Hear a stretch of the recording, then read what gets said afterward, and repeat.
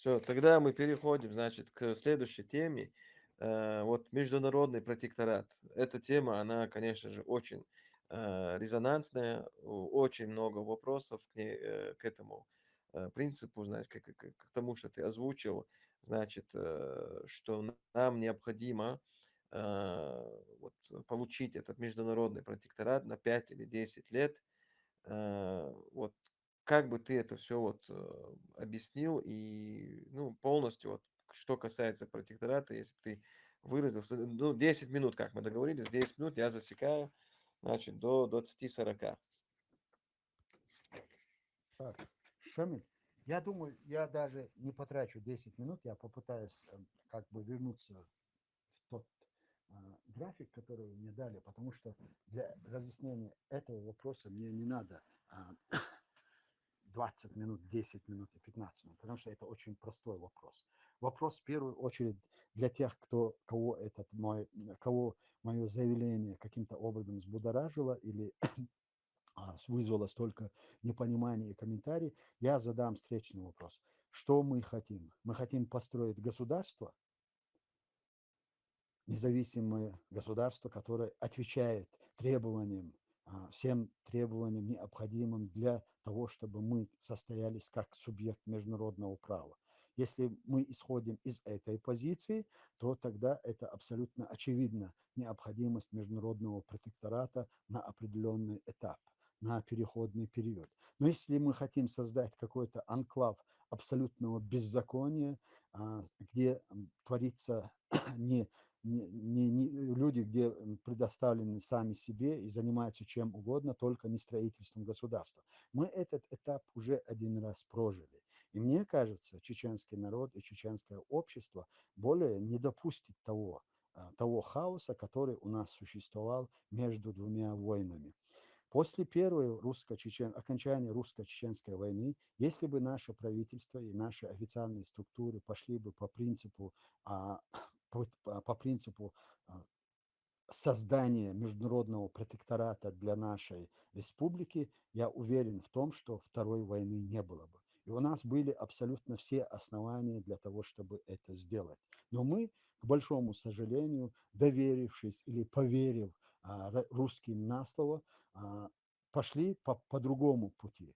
Это путь был никуда. И в конечном итоге этот путь нас привел ко второй русско-чеченской войне, которая по сей день продолжается. Я не буду сейчас давать характеристику и оценку тем событиям политическим, вернее, политическому руководству тогдашнего периода, потому что я сам вхожу в это правительство, и я состоял в этом правительстве, и по сей день остаюсь одним из них. Я это подчеркиваю как нашу общую ошибку, не перекладывая вину конкретно ни на кого. Но моя позиция в этом вопросе, она известна очень многим, которые были в то время, являлись членами правительства, и мы знаем, какие дискуссии мы вели в тот период. Но тогда, в принципе, мы оказались в числе меньшинства, и пошло все, как оно получилось, так, как получилось. Вот теперь возвращаемся. Зачем международный протекторат? Он необходим для того, чтобы... Вот представьте себе одну минуту, вот завтра Россия отказывается финансировать. Мы добиваемся того, чтобы Россия ушла с территории Чеченской Республики. Мы стали свободными и независимыми. Следующий наш шаг, да, в первую очередь, мы должны провести выборы, избрать власть, которая будет иметь мандат от чеченского народа, чтобы вести в дальнейшем переговоры и с международным сообществом, и с Россией, и, вернее, с остатками от России, которые к тому времени, я не знаю, как оно будет называться, но уверен в том, что того государственного образования, когда речь пойдет о деоккупации нашей страны, вот этого российского государственного образования не будет, вместо него будет что-то другое. Ну, вопрос не в них, теперь вопрос в нас. Чем мы будем кормить наш народ? Что мы должны будем делать? Вот люди, которые привыкли последние 22 года получать пенсии, пособия и жить на этих подачках, которые Россия специально, лишив чеченский народ возможности работы, не отсутствия рабочих мест, просто как на наркотик посадили на эти пособия и пенсии. И сегодня нужно исходить из того, что специалисты мне не дадут соврать, вот от той экономической основы, которая у нас была до начала Первой войны, у нас сегодня существует 3%. 90% безработица. Вот эти 90% чеченцев, ингушей и представителей других народностей, которые находятся на территории Чеченской республики, оккупированной, они получают какие-то социальные пособия и пенсии. Вот 10% это силовики и бюджетники, которые сегодня, это врачи, учителя. Вот теперь у меня вопрос. Если мы не сумеем сформировать какую-то структуру, какую-то администрацию, которая будет способствовать тому восстановлению нашей экономики, инвестиций. Просто я пойду по важности этих вопросов. Да? Вот мы восстанавливаем суверенитет, мы провели выборы. Вот что дальше? Кто работает в наших структурах государственной власти?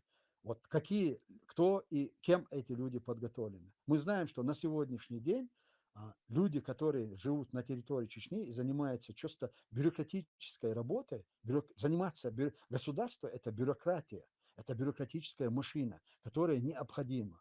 Просто для аналога, для примера приведу. После Первой войны, когда мы восстановили государственные структуры и мы начали работать, был принят такой, было в любом случае призывы провести люстрацию. То есть это чтобы не допустить людей, которые скомпрометировали себя в период Первой войны и которые находились на службе оккупационных структур власти. Вы знаете, когда Аслан Масхадов дал задание нашим соответствующим структурам выявить, кто работал в оккупационных структурах, 85% людей, которые работали в аппарате президента, правительства и других институтах власти, 85% это были люди те, которые работали в оккупационных структурах при Хаджиеве, Завгаеве. Это было за 2,5 года, вот за 2 года, скажем так, оккупации. А вот теперь представьте себе, 22 года оккупации, 20 с лишним лет уже существует оккупационный режим, и в большой степени на сегодняшний день люди, которые работают в этих структурах, они чеченцы, ингуши и, в любом случае, наши граждане. Вот представьте себе, послезавтра, когда мы приходим к власти и мы восстанавливаем наши государственные структуры, кто у нас будет работать? У нас будут работать люди те, которые работали сегодня с Кадыровым. Если мы не наймем этих людей на работу, то абсолютно нам некем будет их заменить. Вот для этого нам необходим переходный период. Необходимо, чтобы мы направили своих людей, молодых людей на учебу. И вот для того, чтобы они обучались, куда мы их будем направлять, в какие структуры и в какие страны мы их будем направлять, это необходимо будет определять каким-то коалиционным администрацией, которую мы должны создать из государств и стран. Это мое видение. Я знаю, что такое международный протекторат, и вы знаете, что такое в таком прямом смысле слова подопечная территория, международный протекторат, что и кто имеется в виду. В данном случае это все есть в Википедии и других информационных ресурсах, которые человек может взять и прочитать. Но в данном случае мы являемся абсолютно исключением во всех этих моментах, которые указаны в Википедии или в других каких-то международных ресурсах, которые дают разъяснение международный протекторат, подопечная территория. Мы должны создать что-то новое, универсальное. Да, у нас должна существовать администрация. Вот другой вопрос. Какую валюту мы после того, как мы деоккупируем нашу страну, какая валюта у нас будет функционировать, какой валютой мы будем пользоваться. Российским рублем, ну, мы это уже пробовали, если вы помните, по окончании после Первой войны, когда мы были привязаны к российскому рублю, совершенно мы были абсолютно от них зависимы по всем направлениям. И они нас довели до того, что у нас в республике начался хаос, похищение людей. Это же помимо еще политического заказа, это люди считали себя вправе каким-то образом зарабатывать и выживать. Я просто свой личный пример приведу. Где-то полвторого ночи я шел с работы, я специально так отстал от ребят, чтобы самому пройтись пешком по городу. Я шел по городу и в районе Дом печати, там была площадь, я смотрю, там один стоит с автоматом, другой что-то копает. Я тогда был министром информации, печати и связи. А у нас очень была серьезная проблема. Проблема в чем заключалась? Откапывали вот эту, кабеля откапывали и их сдавали в качестве такого драгоценного металла. Я подошел, они, естественно, эти люди серьезно они очень удивились, потому что полтора ночи я один без охраны, без кого-либо, я к ним подошел. И я говорю, что вы здесь делаете? Он так поставил лопату и говорит, пытаюсь хлеб заработать. То есть он считал, что это правильно, и что он зарабатывает на хлеб, вытащив этот кабель, испортил вот эту инфраструктуру, создав проблемы, но, однако, завтра, продав этот кабель, он должен был купить хлеб на свою семью или для себя. Ну, это просто тот нюанс.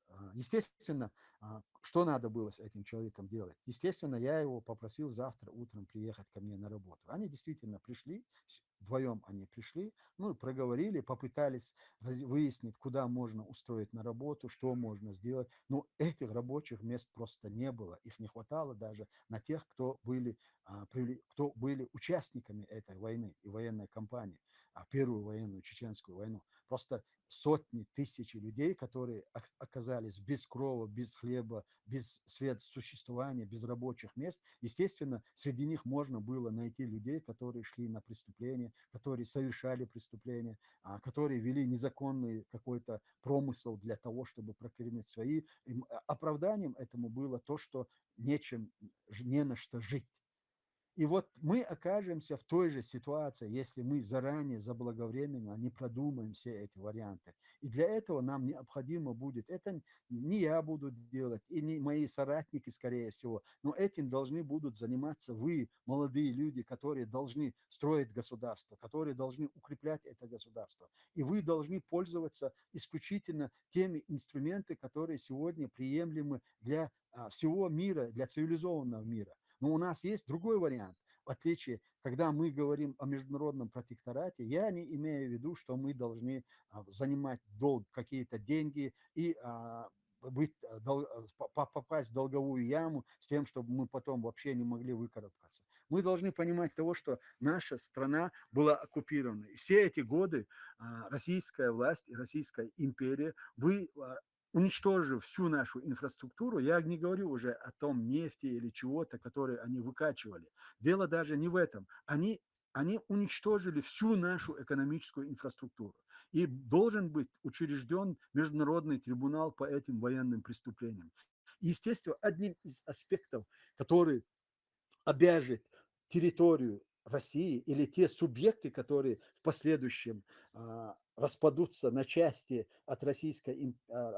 после Российской империи, или страна, которая трансформируется в какое-то другое государственное образование, я не думаю, что эта страна объявит себя правопреемником России, потому что за ней в этом случае останутся очень серьезные долги и моральная, нравственная ответственность за все то, что было сделано. И поэтому нам необходимо будет вернуть наши средства, вернуть компенсацию или контрибуцию, репарацию от России, уже исходя из того, что вот здесь, на Западе, в западных странах и европейских странах арестованы тысячи, миллиарды, триллионы российских средств, российских денег. И вот наша доля, когда она будет перенаправляться, вот эти конфискованные конфискованные или замороженные валюты, российские рубли, российские деньги, когда они будут распределяться по странам, по Украине, Грузии там, или Молдове, мы должны заполучить нашу часть этой контрибуции. И мы должны говорить об этом месте уже с нашими союзниками. Вот эти наши союзники, с которыми вместе с нами создадут какую-то временную администрацию на переходный период, это будет сделано помимо той нашей официальных структур и нашей власти, которая изберет чеченский народ, вот эта администрация, международная администрация в качестве международного протектората, она должна будет добиваться того, чтобы часть этих денег были направлены в Чечню. Таким образом, мы избежим попадания в долговую яму, но и при этом мы можем решить социальные проблемы нашего населения, и таким образом мы можем инвестировать эти же средства в нашу экономику с тем, чтобы создавать рабочие места и прочее. И дальше нам нужно будет направлять молодых людей на обучение, наших дипломатов, наших военных, высшее военное руководство. Мы сегодня восстановили Министерство обороны в Украине, но при этом у нас не хватает высококвалифицированных военных офицеров. Но да, они у нас есть, но они служат в разных армиях и разных структурах. Нам нужно будет подготавливать своих военных. И где их нам надо будет подготавливать, это тот же вопрос. Да, вот теперь вопрос религиозный. Кто будет входить в эту администрацию? В мире существуют мусульманские страны, которые являются и членами НАТО на сегодняшний день. Поэтому у нас абсолютно есть выбор, с кем мы должны будем договариваться. И мы будем договариваться с теми странами и государствами, чтобы это не противоречило нашим религиозным каким-то аспектам. Я думаю, я уже перебрал, и я думаю, дальше я буду отвечать более на конкретные вопросы. В общем, что такое международный протекторат? Это та необходимая структура, чтобы мы восстановились как страна, как государство, и при этом мы не будем никому ничем обязаны. Мы должны сделать именно так, что мы не будем попадать в какую-то долговую яму, от которой мы в последующем не сможем вылезти. А как это сделать? Это уже дело наших молодых людей, политиков, которые сегодня получают квалифицированное высшее образование в самых престижных вузах Запада и Европы. Это будут вопросы наших религиозных студентов, которые соответствуют ли это исламским принципам и нормам, будут определять другие молодые люди, которые сегодня учатся и становятся духовными лидерами,